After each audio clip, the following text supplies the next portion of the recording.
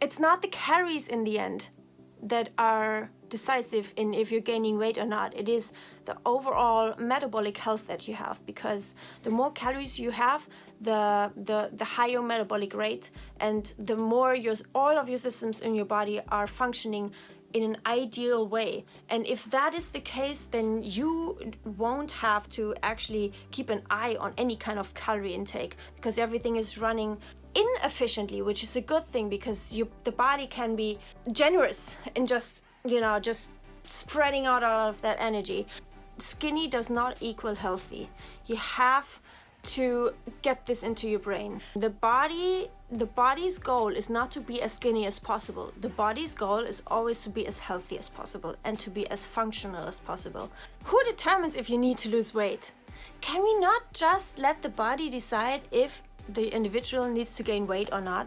Anything that causes stress in a frequent, reoccurring way, it can be very, very, very taxing on our whole system. And if we want to be healthy, if we want to have a relaxed relationship to food and to moving our bodies and just living life and being calm and relaxed and happy, then we cannot overtax our hormonal system. I mean, for me, it also took several years to actually find out that admit that it doesn't actually work for me. Hello, it's Miri Carbundance, and I hope you are well.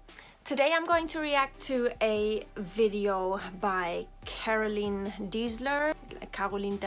She is very trending in the vegan community, and because she has like the ideal body type and is very toned and stuff. And she made a video 2 years ago about how to lose weight on a plant-based diet. And I remember watching this video 2 years ago, and when I was thinking, well, maybe I should try her tips. And I was re-watching it today because I wanted to review it, react to it for you guys, because I remember things she said here, and I realized today the things she is saying here are exactly what I was doing when I was in the midst of my eating disorder.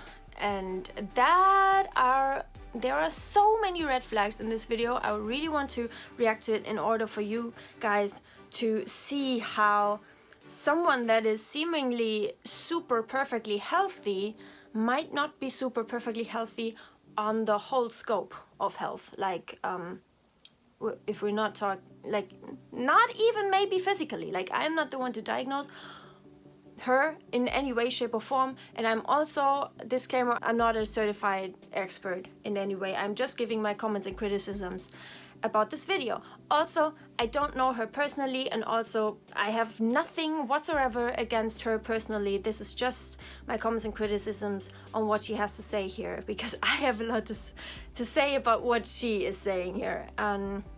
Let's just start right away. So yeah. Hey guys, welcome to a new video. You probably all have been waiting for this video, as I got so many questions about how to lose weight on a vegan diet, and I never really address weight loss, but there are some things that definitely work. So I want to share my top tips for you guys how to lose weight on a plant-based diet. Okay, first of all, just because something works to lose weight does not mean it works in the long term. Or maybe even if it works in the long term, it might result in health decline. Skinny does not equal healthy. You have to get this into your brain, because I was always hoping, yes, there is some way to be skinny and be healthy, but there is such a way as too skinny.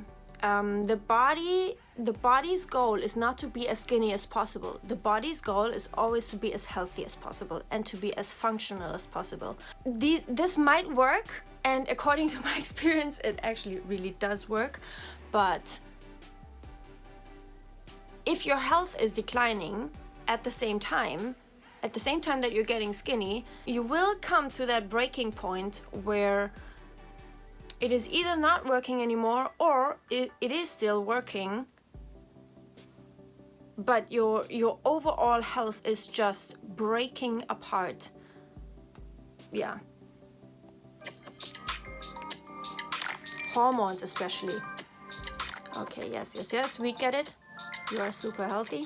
And keep in mind, this is just for everyone who really wants to lose weight. It's not too about counting calories or anything. It's just if you need to lose weight, and yeah, this really works. Number one tip, do intermittent fasting. So intermittent fasting means you're not eating for 6. Also, sorry, but who determines if you need to lose weight? Can we not just let the body decide if the individual needs to gain weight or not? I mean,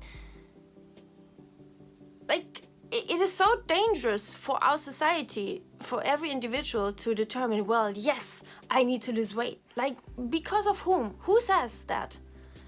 I guess it's only because you think that you are going to be more lovable, more accepted, more admirable, more adorable, but you know, for everyone else around you. But is it your body who is saying that? Is it really the last 5 or 10 kilograms you have to lose in order to be healthy? Probably not. 16 hours and you only eat for 8 hours, but you can stretch it as long as you want. The longer the better. So you either start eating at 12 or 2 p.m. Sorry, but this is starting off really wrong here already. So she's talking about intermittent fasting. And while there are so many studies on intermittent fasting being beneficial for males, it might not be the same for women. Actually, there's a lot of evidence that it's not as beneficial for women. What many people don't know is that for these studies done on intermittent fasting, they only used men, only men participated in them, because women, like their hormones and their cycles, would actually mess up the studies. Like, ring ring. But sorry, but that's how the reality is. We are not messing up the study. Like, the thing that is studied in the study is actually messing up us. That's the problem. So that's just some background information about that. You can do your own research. It's a whole different thing about for women. And that's because we are hormone creatures. It's just so crucial for our overall health. It is a little bit alarming because all of the info is spread out to, like, it doesn't matter if you're a woman or man. And also, she's saying here literally that the longer the better. Like, now, what kind of statement is that? You cannot assume that the longer you don't eat, the better. Like, no, we are running on calories. We are running on energy. If you don't put in energy, there will be no energy. And you cannot just spread out an eating of a window of not eating just as long as you want to. And it's not going to be the longer the better. Believe me, I tried these things, and I know I'm not representative for everyone, but I'm just giving a little bit of another perspective on this.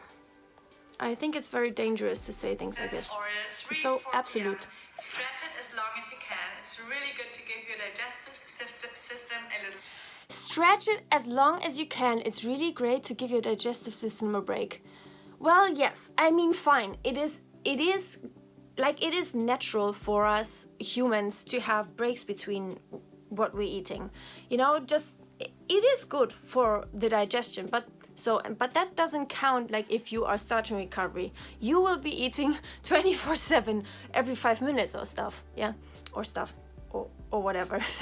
You cannot assume that the longer you don't eat, the better your digestion will be. There will be a breaking point where your digestion will become worse because of what you're doing, because your digestion is very dependent on how much energy your body has. Because if you're doing intermittent fasting to the extent, or even at all, like to the extent that you are not getting in enough energy, because for most people it actually is a calorie restriction, also like a way of eating fewer calories, and then there comes a point where there are not enough calories for the body to actually provide a healthy, smooth digestion. And it's not the longer the better, and don't stretch it as long as you can. And the thing is, you have this, it's called autophagy. That's the process where the colon is actually cleaning itself after you have eaten. It's the time between eating and the next eating, one meal and the next meal, or snack or whatever. But usually that is done, like, I don't know exactly right now, but I think about 90 minutes or something. And like, how does she get the idea that the longer the better? It's just dangerous. Break, and it's really. And yes, I mean, it's also natural to have a long break in between eating, because, you know, we have the night when we sleep. That is like, I don't know, until next breakfast, it's like 8 to 12 hours of break from eating. But it should not be artificially done. Like, no caveman ever thought about these things even, and it wasn't necessary. And why do we obsess over these things?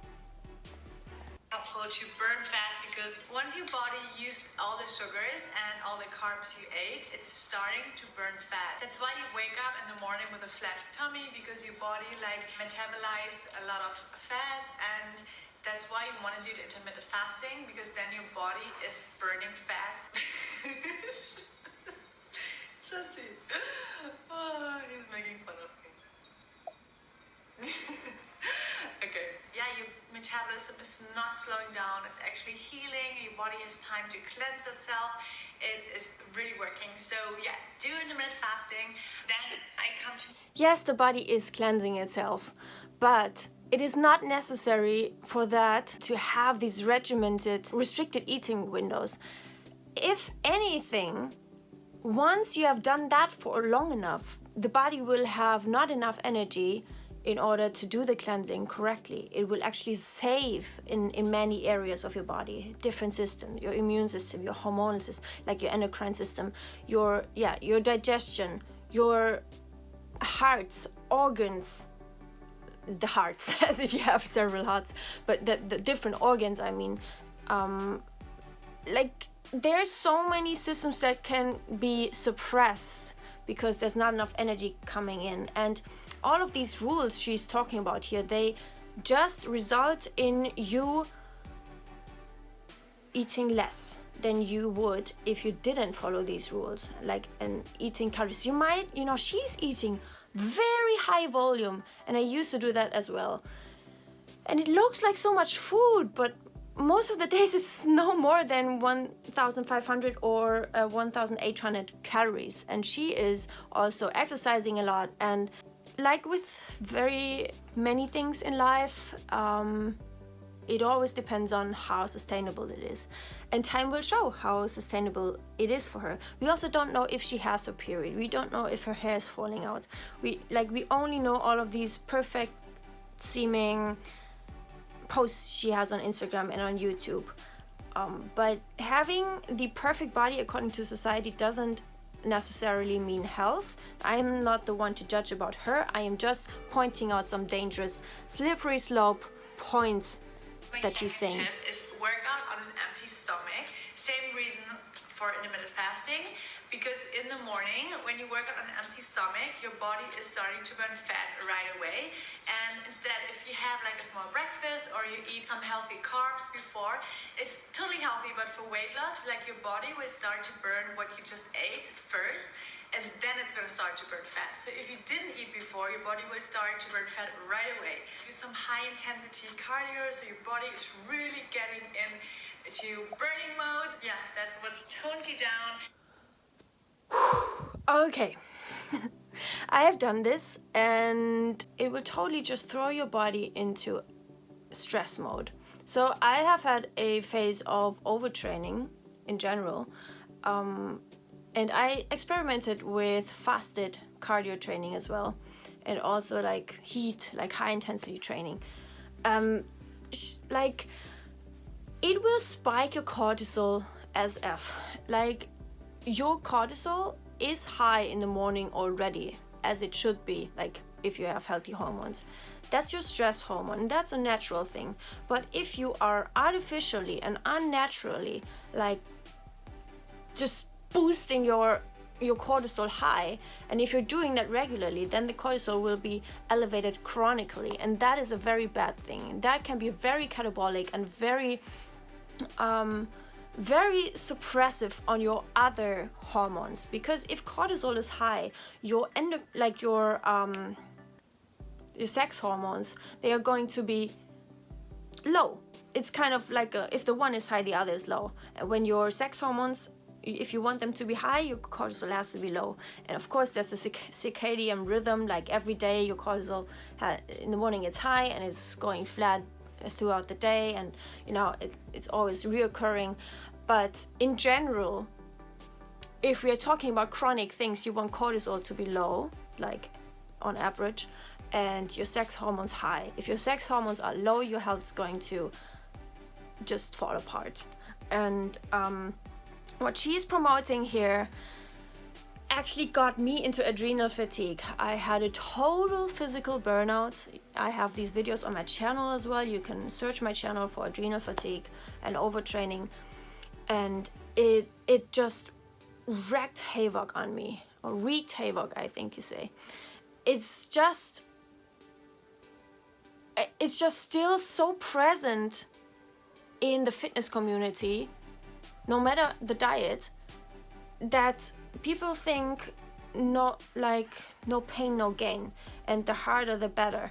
Not like, especially for us women with those delicate hormones, anything that causes stress in a frequent, reoccurring way, it can be very, very, very taxing on our whole system, and most of all on the hormones. And if we want to be healthy, and if we want to have a relaxed relationship to food and to moving our bodies and, you know, just living life and being calm and relaxed and happy, then we cannot overtax our hormonal system. And this is going to lead to that long term. You cannot expect it. It's like driving your car without fueling your car before, like in advance. It's like expecting your car to run without any fuel, and then later, when you've done it, you might refuel it. That doesn't work. You have to give it in advance. Like, what a concept to actually give fuel to your body before you do something, right? It's just so damaging. So damaging. It has been for me. Yes, these things work at least short term, even if they work longer for some kind of people. I mean, for me, it also took several years to actually find out that admit that it doesn't actually work for me. But it's just so hard on yourself. Makes you burn a lot more, and then after the workout, like, you need fuel before, because if you don't have the fuel in your tank when you are working out, especially with high intensity, you are going to actually trash your thyroid. Your thyroid hormone output will go down, because if you're lacking that fuel, then the thyroid, like the body, will actually downregulate thyroid hormone output on purpose, because it also opposes the increase of cortisol. You cannot have stress hormones high, and especially not chronically high, and then expect your thyroid, which is also regulating your metabolism and your weight, expect it to work well. Not to eat for like at least an hour, because your body is still burning, and as soon as you're eating, your whole body, your whole energy is going to digesting the food you just ate, and it's going to stop to burn. So number one, do intermittent fasting. That is so misleading, because first, it is just all about burning fat. Yes, of course, I get it. It is a how to lose weight video, but it's like the means doesn't justify. The purpose doesn't justify the means. That's what I'm saying. You cannot get to your goal just by any means. That won't be healthy. Yes, you are going to burn more fat, but you know, there is cost for that. You are paying for that sooner or later, 100%, no exception. And the longer you do it, the worse it will be, and the more intense you're going to do it, the worse it will be. Like, the longer you do this, as she's saying, the longer the better, and the more intense the better, the more taxing it is going to be on your overall health. Also, what she's not aware of, it seems, is that it's not like if you do not have to work out in a fasted state in order to lose weight. It's not that way. It's like in general your body regulates everything, and if you eat before, like it's the overall picture that we have to keep in mind. When your body decides to burn calories, it is actually going to burn them no matter when you have eaten something. Like it's not like this magic thing. You know, yes, it is going to burn fat when there's nothing coming in, but it's your body's also going to burn fat when you're eating, like no matter when you're eating the calories, because there will be other times, like time windows later in the day where it is going to burn fat or whatever. I'm just wanting to mention that because she's presenting this like this kind of magic thing, but it's like when you look at the whole picture and how your body chooses to do things throughout the day, it's just very negligible. To work out on an empty stomach and try to not eat for an hour, 2 hours after you work out. So, coming to my number 3, cleanse your... You know, I even when I was still in my eating disorder, I found out that this is actually not as magic as I thought it to be. Like this whole intermittent fasting and fasted cardio thing, it doesn't matter when you are exercising, and it also doesn't matter when you eat. The whole thing of, you know, how much you eat and what you eat is just that's what it actually comes down to in the end, and how you move. But then even it goes so many levels higher, because it's not the calories in the end that are decisive in if you're gaining weight or not. It is the overall metabolic health that you have, because the more calories you have, the higher metabolic rate, and the more all of your systems in your body are functioning in an ideal way. And if that is the case, then you won't have to actually keep an eye on any kind of calorie intake, because everything is running inefficiently, which is a good thing, because the body can be generous in just spreading out all of that energy. She is doing, like, giving the tips, the things that she is promoting and doing herself, but that doesn't mean, like, I would like to know what her metabolic rate is like. I would like to know what her heart rate is like, her resting heart rate. Is it closer to 30 or closer to 60? I would assume that I would think that it's closer to 30. And she would maybe think that it is because she's so fit and so athletic. I would argue against that. I used to think that as well for me. I would be interested if she has her period. I would be interested if it's 28 days long, or or not. I would be interested if it is regular, and all of that stuff. The outcomes of what she is promoting here for me were disastrous. Yes. Okay, give this a like if this helped you, if you like those reaction videos, and I see you tomorrow. Bye bye.